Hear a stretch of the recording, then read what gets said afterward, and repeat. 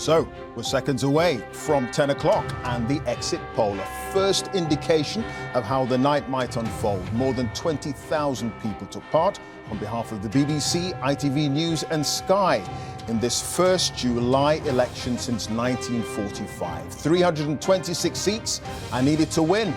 So, here we go.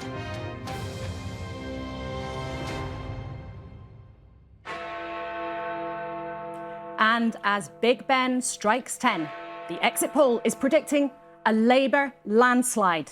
Sir Keir Starmer will become Prime Minister with a majority of around 170 seats. The exit poll predicts that Labour will have captured 410 seats, adding 209.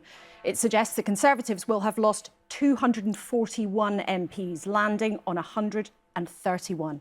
On to the other numbers. The Liberal Democrats up 53 on 61 seats. Reform on 13 seats. The SNP down 38 seats. According to this exit poll, on 10. Plaid Cymru are on 4, they're up 2. And the Greens are up 1 on 2. All the pointers tonight are that Sir Keir Starmer is taking Labour back to power. Only the 5th Labour leader to win a general election.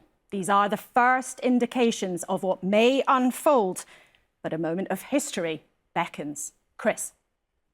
Blimey, just take a look and take in those numbers. The Conservative Party, so often an election-winning machine, looks pulverised tonight, taking in those numbers. At the last general election, it was Labour that was pulverised, reduced to its smallest number of seats since 1935. At the time, there was talk that Boris Johnson might serve as Prime Minister into the 2030s, and that for Labour to win by just a smidgen would require a Himalayan climb on their part. And yet you look at those numbers and they have won by a mile. What does this tell you? It tells us a lot about voter volatility. Like never before, more people in more places more often are more willing to change their minds about who they support from one election to another.